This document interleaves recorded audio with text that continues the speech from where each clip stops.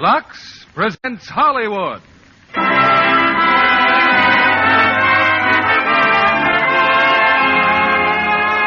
Lever Brothers Company, the makers of Lux Toilet Soap, bring you the Lux Radio Theater. Starring June Allison, Peter Lawford, Margaret O'Brien, and Janet Leigh in Little Women. Ladies and gentlemen, your producer, Mr. William Keighley.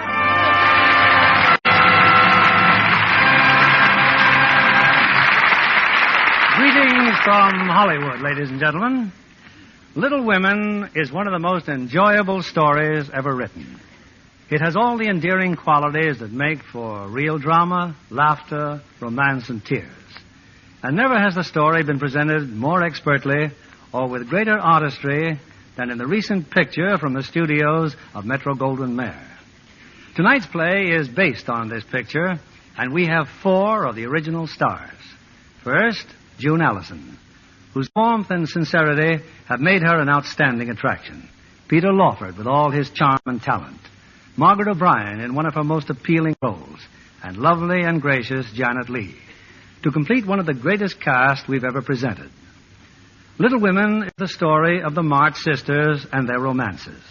4 girls whose loves and ambitions are completely different, but who are bound together by happy family ties. A story beloved by 3 generations of Americans. You know, every day we receive letters from modern Little Women telling us that Lux Toilet Soap is the complexion care in their homes. Mothers set the example and daughters follow. A good rule where Lux complexions are concerned. Curtain rises on the home of our Little Women, starring June Allison as the unforgettable Jo, Peter Lawford as Laurie, Margaret O'Brien as Beth, and Janet Leigh as Meg, who tells our story.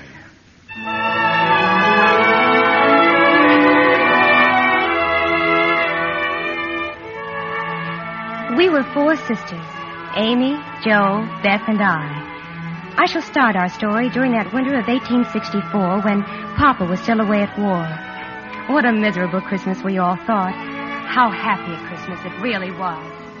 Well, at least we have a Christmas tree, Amy. And I think it's beautiful. Christmas won't be Christmas, Beth, not without presents. Oh, it's dreadful to be poor. I especially feel it because I'm the eldest, and I can remember when we used to be rich. We're better off than a lot of people, Meg. Orphans, for instance. We have Father and Mommy and each other. But we haven't got Father, Beth, and probably won't have him for a long time. But, Joe, the men in the Army are having such a terrible winter. Mommy's right. We have to make sacrifices. Only I'm tired making over these same dresses year after year. Well, I don't think any of you suffer as I do. You don't have to go to school with impertinent girls who label your father just because he's poor. Oh, Amy, if you mean libel, then say so. And stop talking about labels as if Papa was a pickle bottle. Well, you needn't be so satirical about it, Joe. It's proper to use good words and improve one's vocabulary. Vocabulary. Christopher Columbus. Joe, don't use slang words. Oh, I just detest rude, unladylike young ladies. And I hate affected snips. Birds in their little nests agree. Oh, I'll never get over my disappointment at not being a boy. Look at me. Dying, simply dying to go and fight at Father's side. And here I am sitting and knitting like a poky old woman. Poor Joe. Oh, thank you, Miss Beth. But I don't need any pity. Because someday I'll be a famous writer and make my fortune. Oh, not that I'll forget about my sisters. You'll all ride around in fine carriages. And you, my Beth, you will have a new piano. And you, Meg, you'll have 10 dozen dresses and satin slippers and red-headed boys to dance with. I shall like that. I thank you. So there's no use fretting now. I'll get famous just as soon as I can. Meanwhile, let's rehearse the play. Meanwhile, it's time for tea. Come, girls, help me with the tray. Don't we ever have coffee anymore, Hannah? Coffee is scarce and dear. And it seems to me you'd be... What is it, Hannah? Someone looking in this room. What? Keep away from the window. But, Hannah, who is it? That Lawrence boy. Where? Where is he? Next door in the Lawrence house where he belongs. Only he does not belong at their parlor window, staring into our parlor window. But what Lawrence boy? Mr. Lawrence's grandson, of course. Ha! I didn't know the old fusspot had a grandson. Well, he just came home. First, he ran away from college. That's the bravest thing I've ever heard of. And when they found him, there he was, wounded, in an army hospital. He'd lied about his age and enlisted. How perfectly splendid. I should like to do the same. Joe, what are you doing? Well, if he can look out of his window at us, I can look out of ours at him. Josephine March. Oh, he's still there. Gee, I'm glad he's a boy. I certainly would like to know a boy for a change and have a little fun. Oh, how can you say such things? I wonder how I could get to know him. Yoo-hoo! Hello! Oh, Joe, you're disgracing us. Hello. Why, that dreadful boy. He's waving at me.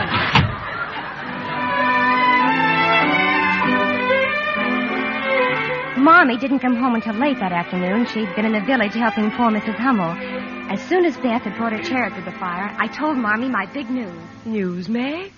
What news, dear? I saw Mrs. King about the position, Mommy, and she's going to take me, $4 a week. Meg, I'm proud of you.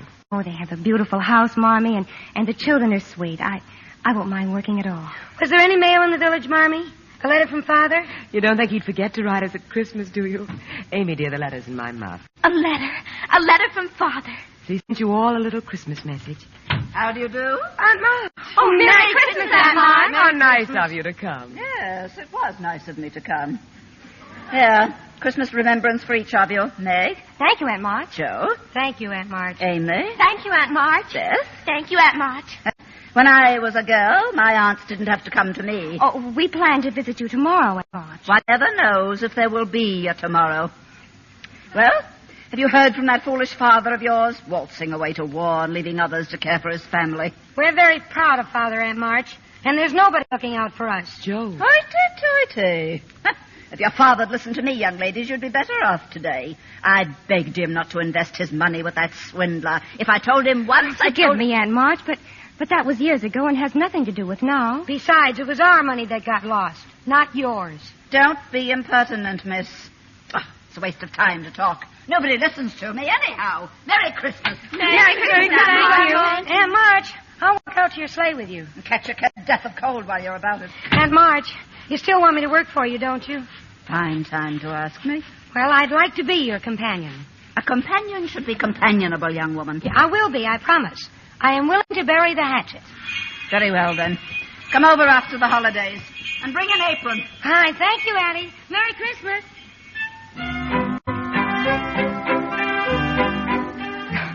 For all her scolding, Aunt March had given each of us a new, shining silver dollar. Supper would have to wait that night as we dashed off to the village store. And later, after we wrapped the presents we were giving to ourselves, Mommy took out the letter that had come from Papa. And give my girls my love and a kiss. Tell them I think of them by day, pray for them by night, and find my best comfort in their affection at all times. I know they will remember to be loving children to you, will work diligently so that these hard times need not be wasted, and that when I return, I may be fonder and prouder than ever of my little women. How long this sad war will Mrs. last? March, ma'am. Yes, Hannah. A message from poor Mrs. Hummel, ma'am. She wants to know how soon can you come. Right away. Amy, get my boots, dear. My wraps, Joe. Good night, my children. Good night, Good night, Mama. Don't wait up for me. I may be late. Merry Christmas. Merry Christmas. A fine Christmas Eve. Papa far away and Marmee out taking care of sick people. And our presents. They look so lonesome under the tree. And there's nothing for Marmee. Nothing. And she needs a new pair of slippers. Well, I'm the man in the family while Papa's away, so I'll supply the slippers. But how? Our money's all spent. Well, I bought a book. I'll take it back. But I thought of the slippers first, Joe. So you did, Beth. Well, then, I'll buy her army shoes, the very best to be had. And I'll get her a nice pair of gloves. Pink ones. A little bottle of cologne for me. Both Marmee and I just love cologne. Oh, but won't the stores be closed? Who cares? Come on, me hearties. We'll storm the citadel.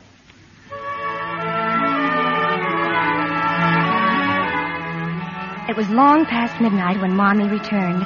We were huddled at the top of the stairs. We couldn't see her as she stopped by the Christmas tree, but we knew that she had found our presents. But why is she crying?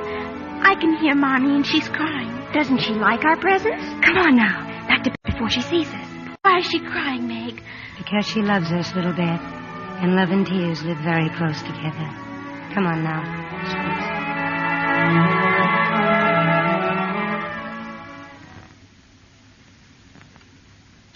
Christopher Columbus. What a breakfast. Look, kidney pie and sausage. Popovers and coffee. And everything. Merry Christmas, girls. Oh, Merry Christmas, Hannah. Hannah, you do beat the Dutch. Oh, I can remember when I served a breakfast like this every day. You must have been enormously rich. Well, kindly pass the popovers, Meg. I'll wait for Marmee, Amy. Your mom's took breakfast and gone. She said she'll meet you all in church. Gone? Back to the Hummels. The baby finally come early this morning. Another baby? One after another.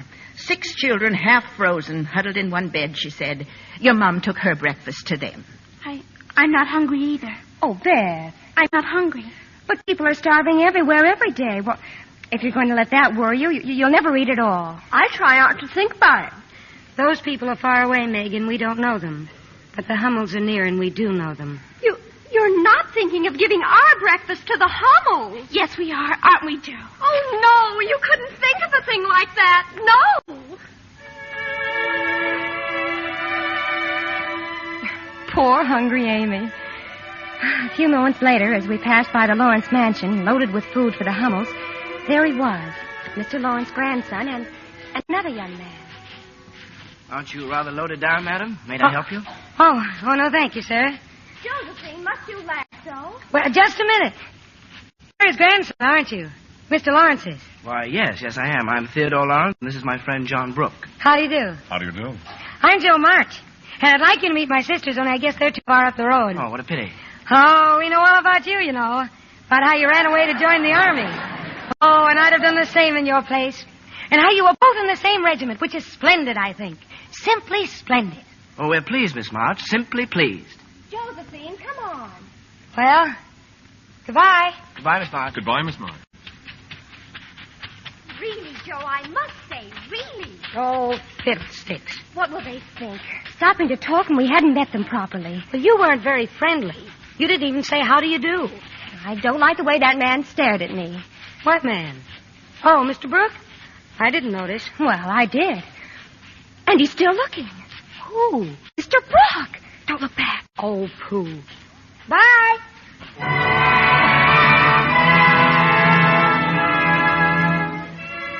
That was a big morning in our lives, surrendering our breakfast to the Hummel children and meeting young Mr. Lawrence and Mr. Brooke.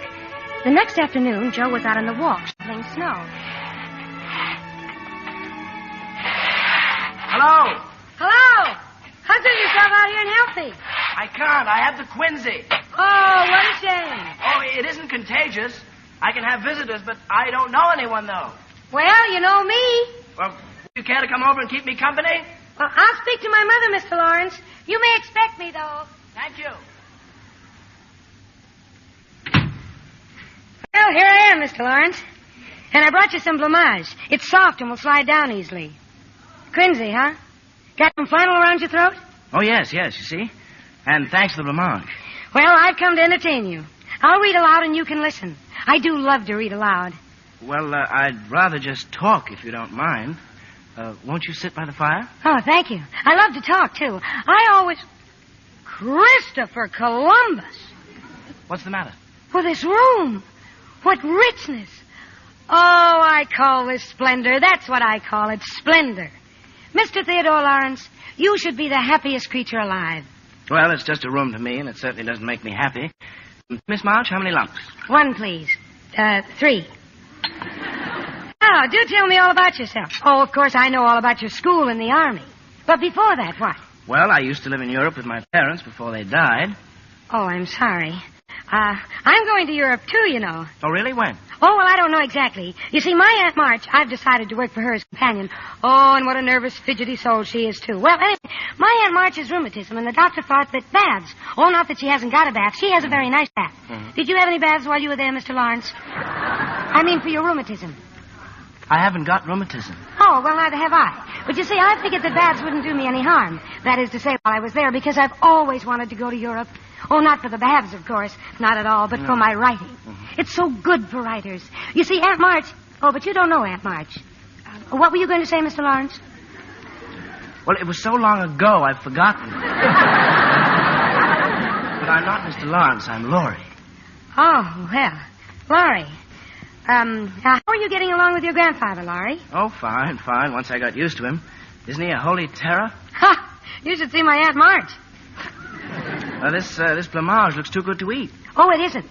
Meg made it. She's the oldest. Oh, she is? You know, John and I were wondering. Why should he wonder? Well, he seems quite taken by your sister's beauty, and, he wondered if there was anybody, anybody she liked. Did he ask you to find out?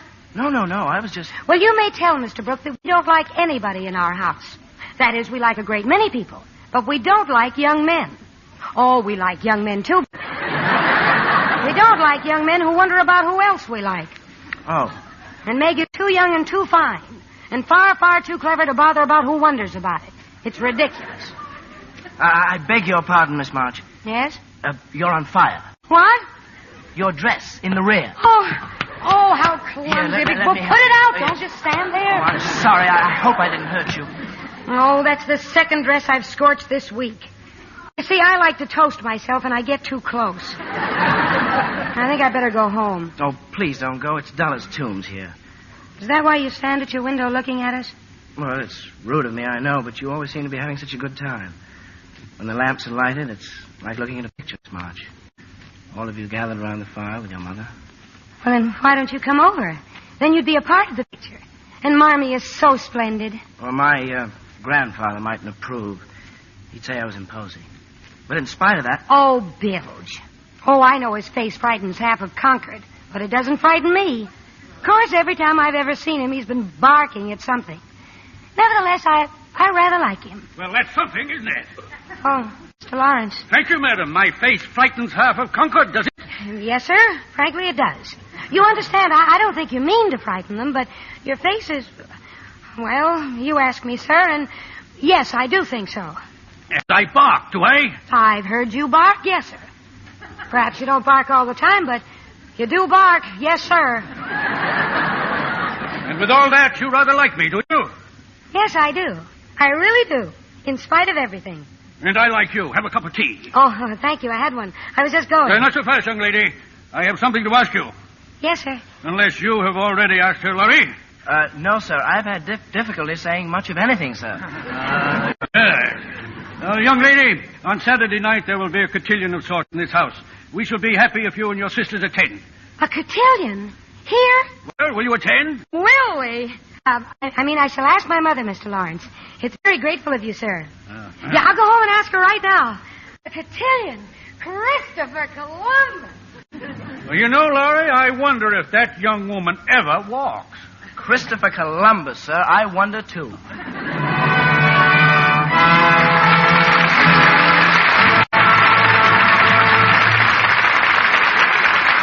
In a few moments, we'll bring you Act 2 of Little Women. And now, here's our Hollywood reporter, Libby Collins. What's new, Libby? Well, Mr. Keeley, the darling of musical movies will soon be seen in a new one. Betty Grable in 20th Century Fox's Wabash Avenue. An event that will make the fans happy. You know, Betty's always delightful in a singing and dancing part. She plays a gay 90s cabaret performer in love with Victor Mature, the breezy lad who helps her to stardom. And Phil Harris does himself proud in his first straight part as the diamond in the rough cafe owner. You know, some of the ensemble scenes are way beyond what the 90s could have produced in lavishness. And Betty wears some fabulous costumes. And does full justice to them. Indeed she does, John. For Wabash Avenue, her hair is lighter than usual. And in Technicolor, you get the full effect of her pink and gold loveliness. She's a glamour girl, all right. Especially in some of those off-the-shoulder dresses. Yes, John. You know, Betty Grable has been a Lux girl for years. For all over Lux loveliness, Betty Grable recommends the new bath-size cake. Says it gives her skin fresh, new beauty. Leaves her arms and shoulders looking so soft and smooth. The new bath-size Lux toilet soap is really luxurious. Screen stars like its rich, creamy lather. And the delicate fragrance it leaves on the skin. A flower-like fragrance that lasts. Women everywhere are delighted with this satin-smooth bath cake. Your store is featuring Lux toilet soap now. Be sure to put both bath and the complexion size on your shopping list. Let everyone in the family enjoy this generous, longer-lasting bath cake. See for yourself why 9 out of 10 screen stars use Lux toilet soap. Now, our producer, Mr. William Keeley. Act 2 of Little Women, starring June Allison as Jo, Peter Lawford as Laurie, Margaret O'Brien as Beth, and Janet Leigh as Meg.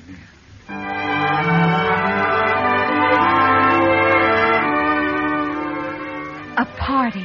An invitation to a party in the richest, most elegant home in Concord. Oh, no wonder we were so excited when Saturday night finally arrived. Yet, to be completely honest, only Amy and I really wanted to go. You look just lovely, Meg, dear. Thank just you, Mommy. lovely. Now, where's Amy? Oh, she's painting Joe's dress, Mommy. What? Joe's done it again. Stood too close to the fire. Her best dress, too. Oh, no. Beth and I patched it for her, and now Amy's painting the patch to sort of blend it in. Watercolors. Oh, that's splendid, Amy. Splendid. It's right as rain now. But it still shows, Joe. I don't know what you're going to do. Well, it's very simple.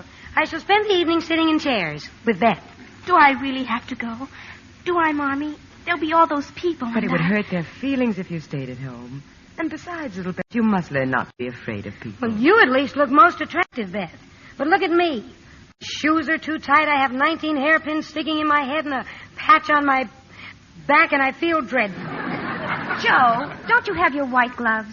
Oh, all right. Ooh, how I hate to be elegant.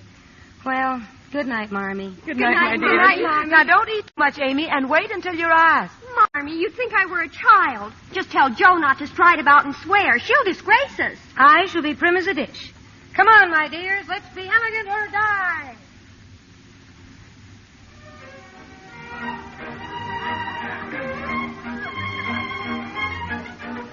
I'm glad we found the spot, Amy. Nobody can sit behind all these potted palms. A palm and a pot is a mark of elegance.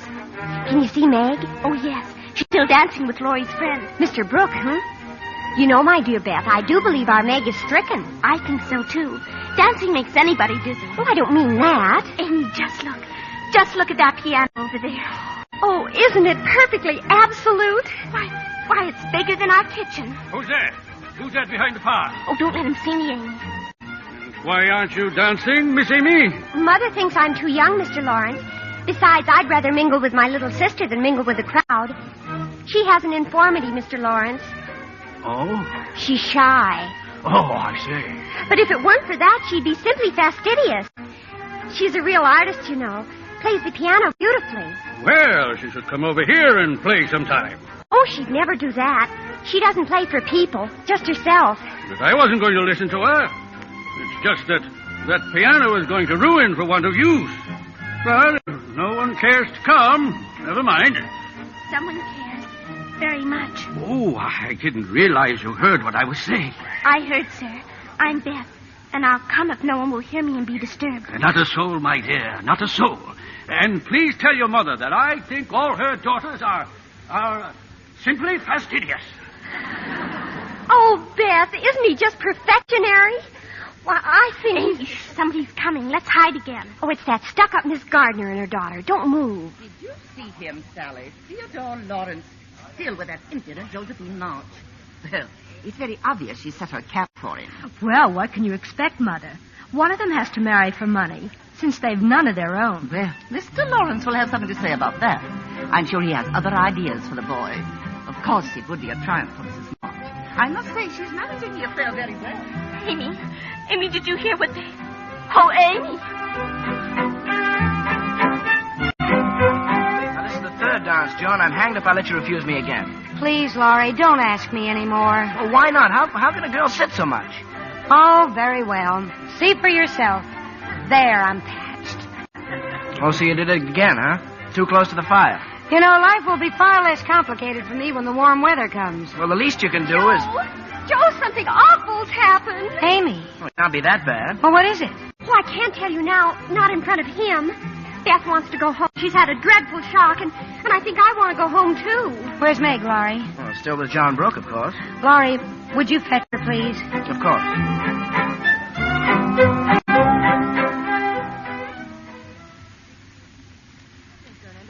Joe, coming home from the party so early. Well, I'm glad you all had a nice time. Oh, yes, Mommy. It was splendid. Simply splendid. Mommy, you don't have any plans for us, do you? Plans? Well, you know, like wanting us to marry rich men or something. Well, yes, Joe. I have a great many plans. I want you all to be beautiful, accomplished, and good. Of course I'd like to see you marry rich men, if you love them. But I'd rather see you as the happy wives of poor men, or even respectable old maids, than queens on thrones without peace or self-respect. Oh, I'm never going to get married. Never. Aren't you, my Joe? Now go to bed, sweetheart. Go to bed.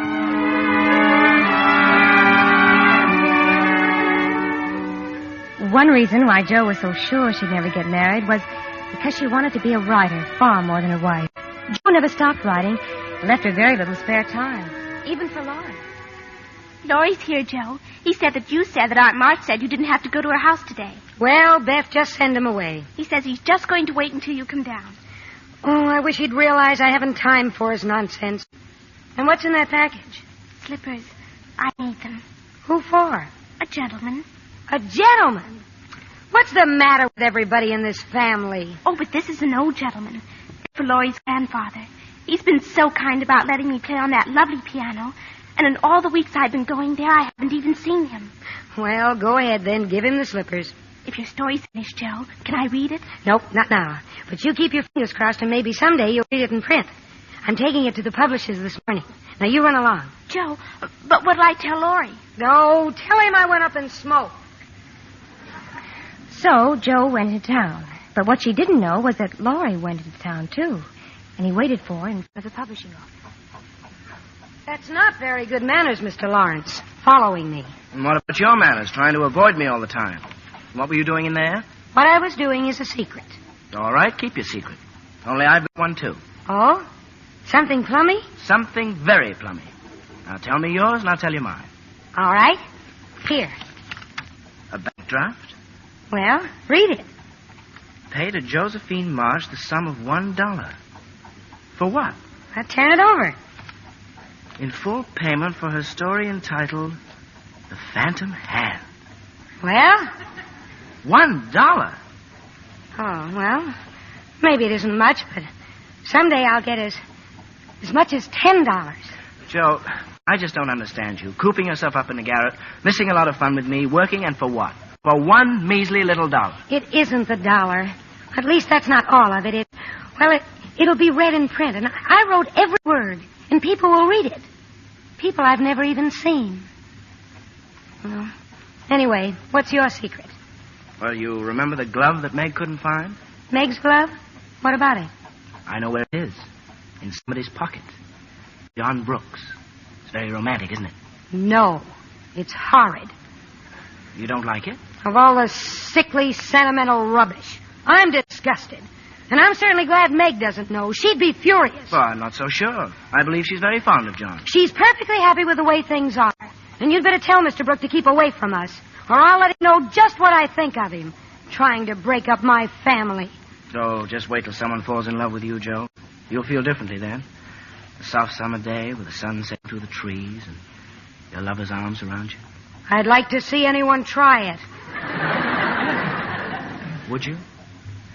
And what would you do? I'd give him a good shove, just like this. Joe!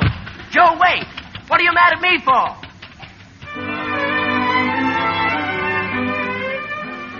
Jo must have run all the way home.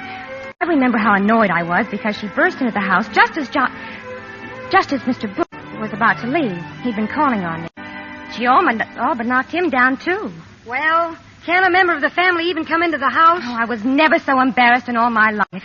Oh, Jo, when are you going to stop your rude, roughing ways? Not till I'm old and stiff and need a crutch. Look at you. No hairpins. No one's running down a public road. I wish I was a horse. Oh. Falling in love, that's what you are. And Amy's not much better either. Always primping and showing off. Beth's the only one I can depend on. Where is she? She's in the parlor. Oh, we just had a big surprise. What kind of a surprise? Mr. Lawrence sent her a present, and it took 6 men to carry it over, his piano. Piano? Yes, he's given it to Beth. For me, Joe. He gave it to me, Mr. Lawrence. But his note, darling. We haven't even opened up the note he sent. Well, read it then. I can't. Will you read it, Joe? Miss Elizabeth March. Dear Madam. Oh, how elegant. I have had many pairs of slippers in my life, but never any that suited me so well as yours. I like to pay my debts, so I know you will allow the old gentleman to send you something which once belonged to the little granddaughter he lost. Oh. I remain your grateful friend and humble servant, James Lawrence. Are you going to play the piano, darling? Not now. I have to go and thank you. Oh, look at her, Marmee. A scared little rabbit going all by herself. The piano's turned her head. She'd never go, not in her right mind.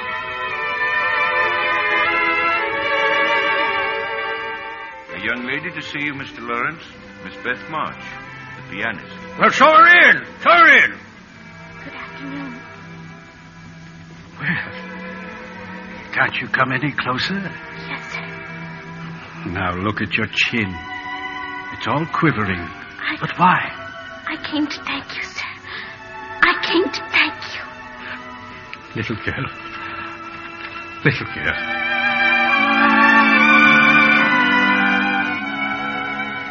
So many things happened in those fast fleeting days, and now in retrospect I see them far more clearly than when they were actually happening. Then I suppose all I could think of was John Brooke. But one event struck all of us, like a bolt of lightning. A telegram from the War Department. So your father's in a hospital, eh? Wounded. Marmie's packing now, Aunt March, and she sent me to ask for your help. She needs $25 for the fare. Oh, she does, Miss Jo. I begged your father not to go in the first place, but nobody listens to me. Not till they get into trouble. Oh, Aunt March, what's the use of all that now? The train leaves in 2 hours. Always interrupting me. But you'll listen this time. No, I won't. I only came here because Marmie says she's not too proud to beg for Father. Well, I am. I'm too proud to beg for anyone. I'd rather speak the sweet than ever come to you again. Stubborn, obstinate, rude. Josephine, come back here. Come back here.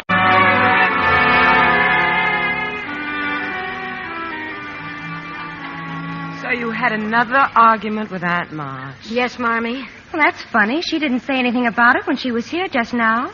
Aunt March was here? Why, yes, dear, she brought me the money. Oh, no. And where have you been? Loy's been looking all over for you, Joe. Oh, I lost my temper, so I decided to get some money on my own. Here, Marmie. But where did you get it? How? Well, look. Oh, Joe. Joe, your hair, your beautiful hair. Oh, Joe. Amy, look. Joe's cut her hair off and sold it.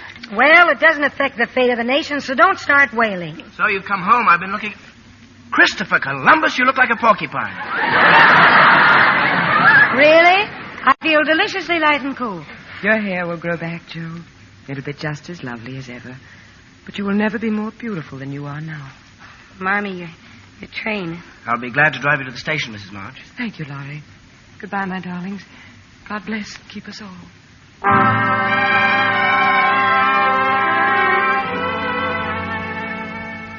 Never was our house as empty as now. Father wounded in a hospital. How badly we didn't even know, and now Mommy had left us too.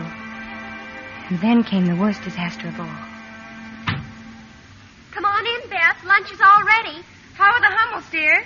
Did you help them like Mommy said? Don't come near me. Beth, what is it? The baby. The Hummels baby. The baby's dead, Joe. The baby's dead. Oh, no. I tried to warm her feet, but she was so cold and lay so still. Then I knew she was dead. The doctor gave it. He said it was scarlet fever. Oh, Beth. Look at her. Look at her face. No, keep away from me. I feel funny. Oh, I'll put her to bed. Joe, run for Dr. Barnes.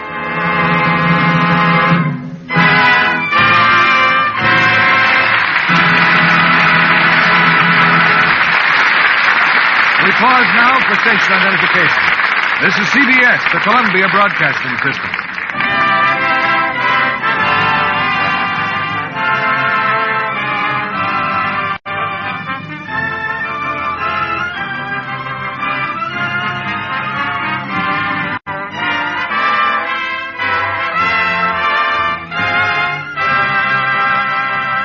In a few moments, we'll continue with Act 3 of Little Women. We're delighted to have with us tonight the well-known musical comedy star of stage and screen, Miss Benevenuta. Welcome to the Lux Radio Theater, Miss Venuta. Thank you, Mr. Keeley. I understand you've been appearing with Betty Hutton in Metro-Goldwyn-Mayer's new Technicolor musical, Annie Get Your Gun. And I think it was the most exciting experience I've ever had. Betty is certainly the girl to play Annie Oakley in the screen version of Irving Berlin's stage hit. And, of course, the picture has the famous Irving Berlin tunes from the show. There's no business like show business and doing what comes naturally and many others. At the preview, the audience came out as thrilled as though they'd attended a Broadway opening. And at the same preview, feminine fans discovered a new romantic singing star when they saw Howard Keel as Frank Butler. And don't forget Louis Calhern as Buffalo Bill and Edwin Arnold as Pawnee Bill. Weren't they wonderful? They were indeed. But this will interest you, Mr. Keeley. I know the whole cast feels that much of the credit for the picture should go to George Sidney for his fine direction. I agree. And I'm sure everyone in MGM's Annie Get Your Gun was charmed by Betty's high spirits and beauty. I'll wager that when they saw you and Betty, they said, what lovely Lux complexions. Thank you. Those of us who have camera close-ups to face give our skin the best care we know. Mr. Kennedy, both Betty and I are devoted to our daily Lux soap facials. Those facials really work, don't they? Yes, it's such a quick, easy care, but it certainly does the trick. Recent tests by skin specialists prove that. In actually 3 out of 4 cases, complexions became softer, smoother, in just a short time. Thank you, Miss Benevenuta, for being here tonight. I think women everywhere will welcome your beauty tip on gentle, protecting Lux soap care. Now, here's a suggestion. Your store is featuring Lux toilet soap now. Be sure to put both the complexion and the big bath size on your shopping list. See what quick new loveliness this fragrant white soap will give your skin. Remember, 9 out of 10 screen stars use Lux toilet soap.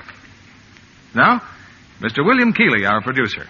The curtain rises on Act 3 of Little Women, starring June Allison as Jo, Peter Lawford as Laurie, Margaret O'Brien as Beth, and Janet Leigh as Meg.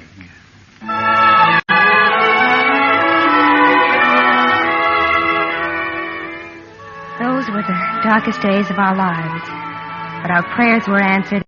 Our little sister Beth was spared. Marmee was home by now, and then the glorious day when Papa came back to us, too. Thin and worn and weak, but home again. Well, Meg, I guess the March family is all together once again. Oh, I call that splendid. I do, really. If only you didn't... If I didn't what? Meg, are you expecting that man to call? Man? Well, if you mean John Brooke, Joe. Well, I hope you don't think you're in love with him. Because I can tell you that you're not. I'm not? Nope. You see, Meg, I'm a writer, and so I know. You have none of the symptoms.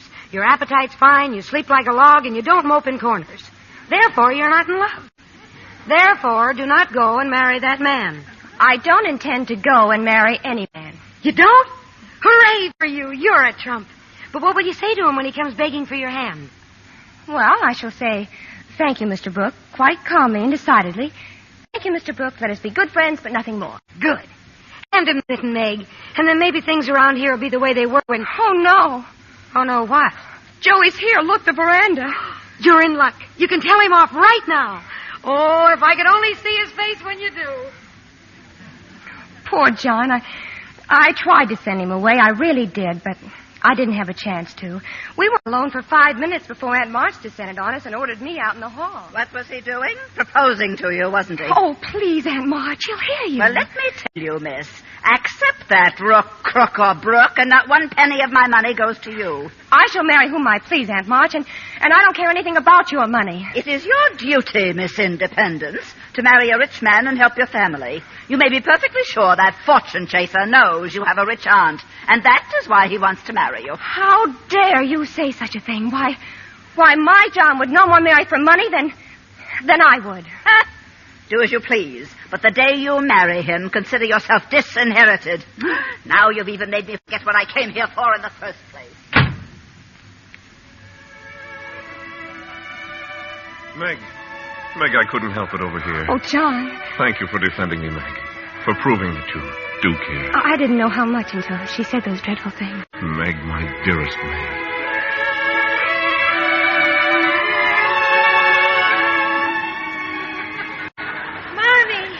Marmee, do something.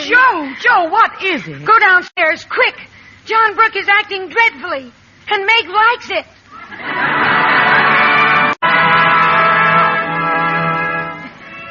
John and I were married 3 months later. There was a reception afterwards at the Lawrence home, and I saw Joe steal away from the crowd, and then Laurie going after her. I was so sure then that another wedding would not be far distant.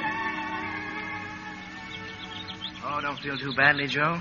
She's still your sister, and there isn't a finer man in the world than John Brooke. She married him after all of her promises. Well, you've still got me, Joe.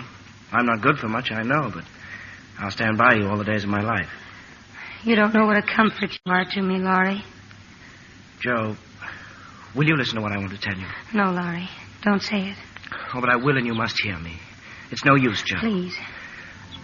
I've loved you ever since I've known you. I couldn't help it. I've tried to show you, but you wouldn't let me. And now I'm going to make you give me an answer. Oh, I never wanted you to care for me so. I've tried to keep you from it when I could. And I only loved you more for it. Oh, I know I'm not good enough for you, Joe, but if you love me, you can make me anything you like. Oh, Laurie, I wouldn't change you. You should marry a lovely, accomplished girl who adores you. Someone who would give you the sort of life you really want. I wouldn't. We'd quarrel, Laurie, and... Oh, no, we wouldn't. Oh, we always have, you know, and everything would be horrid. Oh, it'd be heaven. Joe, I just can't go on without you. I'm so sorry, Laurie. So desperately sorry. But I can't say I love you when I don't. Really and truly, Joe? Really and truly, Laurie. I don't think I'll ever marry. Oh, yes, you will. You'll meet some good-for-nothing fool and work and live and die for him. I know you will because it's just your way, and I'm to stand by and see it all happen. Well, I'll be hanged if I will. Laurie, where are you going? To the devil. Laurie!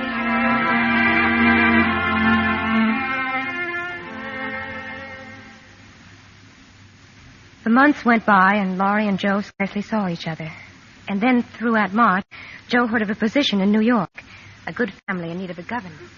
Oh, I've always wanted to go to New York, Marmee. Why, they have the finest libraries and theaters there. And in my spare time, I can write. Let me talk it over with Father, my darling. I've already asked him. He says it's up to you. It might be good for you, Joe. Oh, it would. And I won't stay forever. A year, maybe. And when I come back, why, everything will be just the same as it used to be. I have no little ones anymore, Joe. You have Beth, Marmee, and Amy? Yes, Joe. Yes, of course.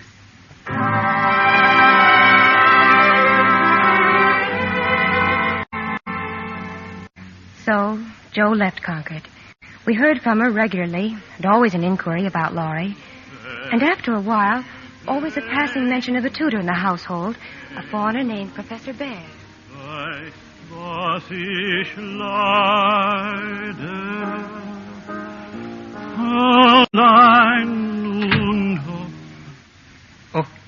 Oh, Miss March. Oh, please don't stop, Professor Bear. It's so beautiful. Thank you very much. What is that song? I've heard you play it before. It's called Nur wer die Sehnsucht kennt. Do you understand German, Miss March? No, I don't. The words are by a famous writer, Goethe. I will try to say them for you in English. Let's see now. Only who knows what longing is can know what I suffer. Alone and parted, far from joy and gladness, my senses fail. A burning fire devours me. Oh, if only I could write something like that. Something that would set other hearts on fire. You truly like to write, do you not? Oh, it's my life, Professor Bear. Sometime you will show me what you have written. Oh, yes. And I've just sold another story. It's in the Weekly Volcano. Oh, it's a wonderful one about... Well, if you'd really like to read it... The Weekly Volcano? It's a magazine. And it's the best story I've ever done. How happy you look, Miss March. I'm so glad for you. I am happy. And you have not missed your home so much lately? Or your old friends? No, I haven't. And you are most responsible for that. Thank you, my little friend. Oh, showing me this wonderful, exciting city. The museums, the theaters. I will tell you something, Miss March. There is no greater pleasure than to hear or see something beautiful with someone who... Excuse me, Miss March. Yes, Paul? You have visitors, miss. Your aunt and your sister. Yes, Amy and Aunt March were in New York, but not for long. Aunt March was taking Amy abroad to Europe. Of course I know I promised to take you to Europe, Joe. But then Amy and I get along famously. And I never did get along with you, now did I? Oh, it's all right, Aunt March. Oh, and Amy, dear, I'm so happy for you. Now, tell me, how's the family? Oh, they're all fine, Joe. Except Beth. She hasn't been well since she was so sick that time. Beth. Oh, but she must get well. She must. And you do know that Meg is expecting. Dreadful, isn't it? Oh, no, Addie, it's wonderful. And, how's Laurie? Laurie? Well, didn't you see him when he was here? Here? In New York? Mm-hmm, 2 weeks ago. He and Mr. Lawrence are on their way to England. And he didn't come to see me? Oh, can you blame him after the way you trotted off? He didn't even try to see me.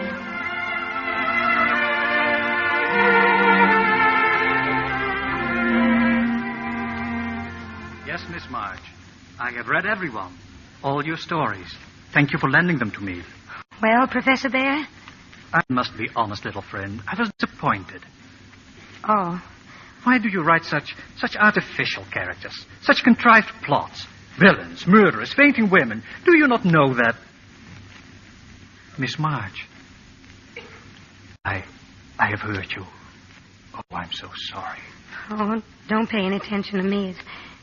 It's just everything happens at once. Everything? Well, my little sister is ill, and my trip to Europe will never be, and Laurie. Laurie? Oh, yes, your friend. He was in New York.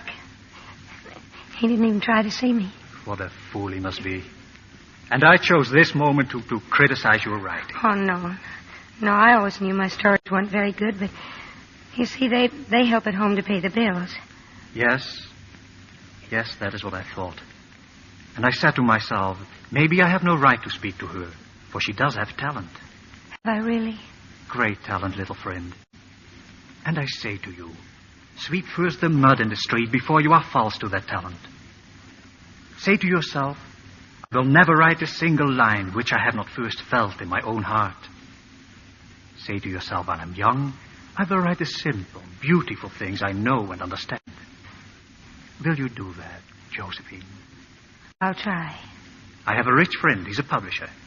When you are ready for it, I will see that he reads what you write. Thank you, only I'm going back to Concord. I'm going home. Going? Home? It's where I belong. Then I will not see you again? Yes. Go back to your home and write your stories. And maybe someday I will see you there, in your home.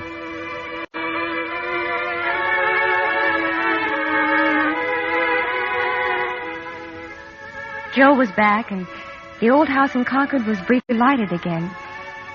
But there was a great darkness impending. Oh, Beth. Our little Beth. Don't cry, Joe. I don't want you to cry for me. I'm not crying for you, darling. I'm just lonesome for Amy and Meg and our old happy times. I'll be all right. It's no use, Joe. I know what the doctor must have said. Please don't tell Mommy or Father. But I know. Oh, Joe, you mustn't be afraid. Doesn't it sound funny, me saying that to you, when you've always said it to me? You've always reminded me of a seagull, Joe. Strong and wild, fond of the wind and storm, and dreaming of flying out to sea. And Mommy said I was the cricket on the hearth, content to stay at home. I can't express it very well. I guess I shouldn't even try, except to my Joe. But it seems that I was never intended to live very long. I never planned what I would do when I grew up, like the rest of you did, because I could never bear the thought of leaving home. But I'm not afraid anymore, Joe.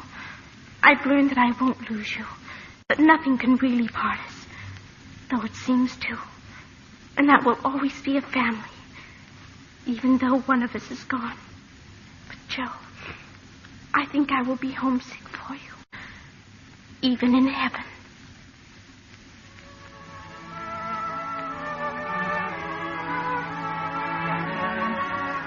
In April, when my baby was born, I named her Elizabeth. in memory of our sister. After we had lost Beth, no one saw very much of Jo. She'd shut herself up in the garret writing. But then one day she came to visit me. It's all finished, Meg. My novel. I'm on my way to the post office now. Oh, Jo, how wonderful. Can I read it? When it comes back. Oh, maybe it won't come back. Maybe they'll publish it. I'm not sending it to a publisher. It's going to Professor Bear. Oh, you write to him often, don't you? Yes, I do. And he knows what I'm writing about. I mean, he understands me, Meg. Well, I think it's splendid. We had a letter, Jo, from Laurie. Oh? Jo, how would you feel if you heard that Laurie was learning to care for someone else? Amy? Yes. They're all in Paris now. Then I wouldn't mind at all, Meg. How could I? Well, it's just that you seem so alone, Jo. I thought that if Laurie came back again, you might... No. Amy and Laurie. I'm truly glad, Meg. Truly glad.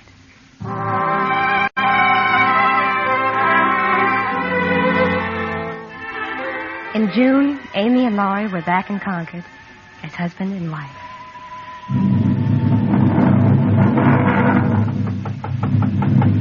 Joe, are you busy? May I come in? Laurie! Oh, Laurie, when did you get back? Where's Amy? Downstairs with the family. We and a thunderstorm just arrived. Oh, I can't wait to see her. Joe, dear, I want to say one thing. Then we'll put it by forever. You don't need to say it, Laurie. It was always meant to be this way. You tried so hard to make me understand. You were so impatient and stubborn. Well, now that everything came about the way you wanted it, it'll be like old times again. No, Laurie. The old days can never come back. We can still love each other and help each other all the rest of our lives. Dear Joe, for the rest of our lives. Now let's go down. I want to kiss the bride.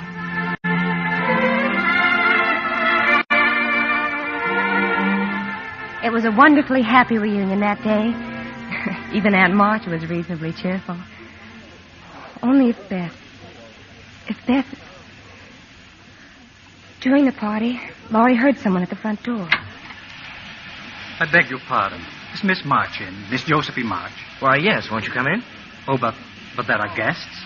Well, yes, but... I will go. If you will just give her this, please. Oh, yes, of course. Thank you.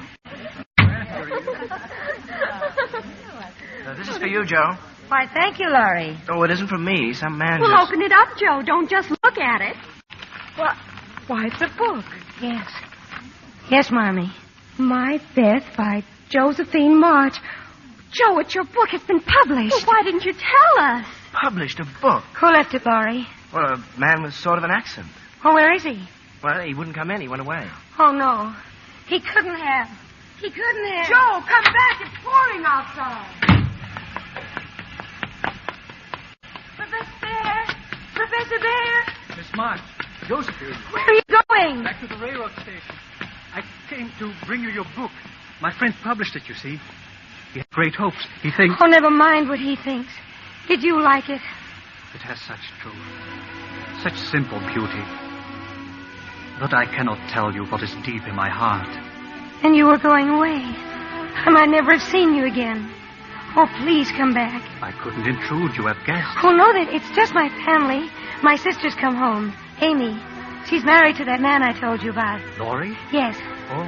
And it's the first time we've all been together in such a long time. You will come back. Oh, please. Please, Joe. Just one moment before... Yes. I have a wish to ask something. Would you... I have not the courage to think that, but if I could hope that... I know I shouldn't have asked. I have nothing to give you but my heart, which is full, and these hands which are empty. Then take my hands in yours. Joe, my darling. Oh, let me keep them there forever.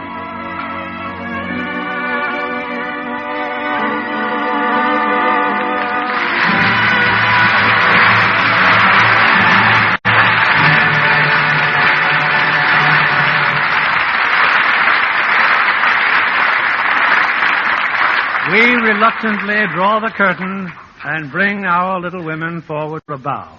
And here they are, escorted by Peter Lawford, June Allison, Margaret O'Brien, and Janet Lee. June, we'll never forget your performance as Joe March. Well, it's an unforgettable part, Bill, but thank you anyway. And you, Peter, you're an extremely lucky fellow to star with three such charming girls. Oh, I know it, Bill. I hurried home from New York the moment I heard you were going to produce it. Margaret just got in from New York, too. You must have followed her out here, Pete. Oh, dear, I hope some colonists won't make an item out of this.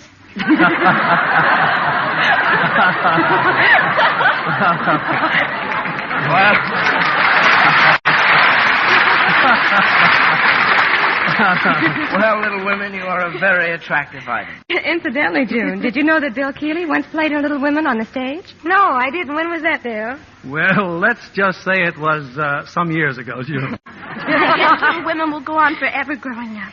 That's what you seem to have done, Margaret. Yes, Margaret practically grew up on this stage. And she's always been one of our most enthusiastic Lux girls. Well, aren't we all? Lux soap is my favorite complexion care. You're wise to start early, Margaret. I always use Lux soap, too. June, I know you've been starring in a picture at MGM called The Reformer and the Redhead. I can guess who the Redhead is, but who's the Reformer? Oh, it's a new actor named Powell. Dick Powell. It's a little different role for him, and one I hope he won't try around the house. I'm quite happy with the way things are. What's your play going to be next week, Mr. Keeley? It's the 20th Century Fox comedy hit, Father Was a Fullback. A rollicking story of a football coach who has as much trouble raising two daughters as he does winning a football game. We're delighted to welcome back for her original role the glamorous Maureen O'Hara, and co-starring with her the very popular Paul Douglas. It's a comedy the whole family will enjoy. Well, we'll be listening, Bill. Good night. Yes, we said good night. Good night. It's a wonderful evening.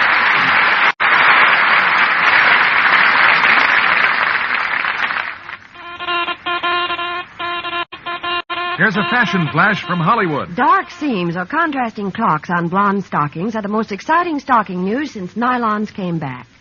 June Allison likes them with sheer chiffon dresses for a fragile, delicate look. But even her sheerest nylons last twice as long because they always get Lux Flakes care. You know that rubbing stockings with cake soap or using strong soap makes runs come much sooner. Strain tests prove it. Prove that Lux Flakes make all kinds of stockings last twice as long. No wonder over 90% of the makers of stockings recommend this gentle care. Put Lux Flakes on your shopping list tomorrow. Give all your nice washables that lovely Lux look.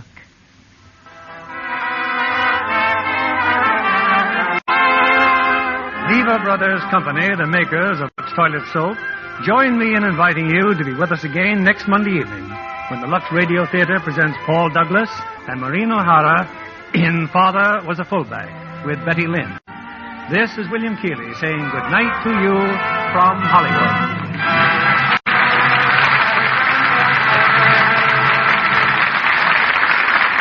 June Allison, Peter Lawford, and Janet Lee appeared by arrangement with Metro-Goldwyn-Mayer, producers of Nancy Goes to Rio, starring Ann Sothern and Jane Powell. Heard in our cast tonight were Rhoda Williams as Amy, Betty Lou Gerson as Marmee, and Robert Boone as the Professor. Our play was adapted by S.H. Barnett, and our music was directed by Louis Silvers. This is your announcer, John Milton Kennedy, reminding you to join us again next Monday night to hear Father Was a Fullback, starring Maureen O'Hara and Paul Douglas with Betty Lynn.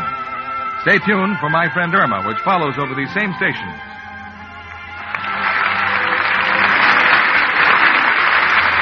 This is CBS, the Columbia Broadcasting System.